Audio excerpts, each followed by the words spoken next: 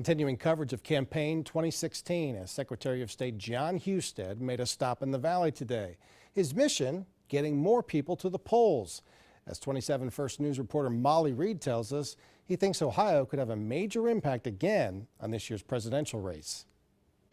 It's been 45 years since the 26th Amendment allowing 18-year-olds the right to vote passed. With about a quarter of America's millennials registered to vote today, Secretary of State John Husted has made it a goal to get young Ohioans voting this election. And they have a chance to make their voice heard. And if they have a responsibility to do that, because freedom and responsibility go hand in hand, and they have to participate in that, it's up to every generation to make American democracy a little better. Lordstown High School held their Democracy Day event today with students coming from several different high schools to participate.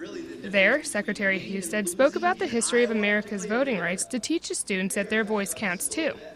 Student Monica HOLLIDAY told me she believes Secretary Husted's message will resonate with the students who are eligible to register. He taught us that other people tried so hard to get that registering to vote and being able to have an education and different things, so it just enforces the fact that it's so important. This was just one of the many stops on Secretary Husted's tour to get Ohioans registered before the February 16th deadline. He believes Ohio could potentially have an even more prominent role in this election than usual. What will happen on March 15 in Ohio really depends on what happens in New Hampshire, South Carolina, all the other states leading up to the March primary.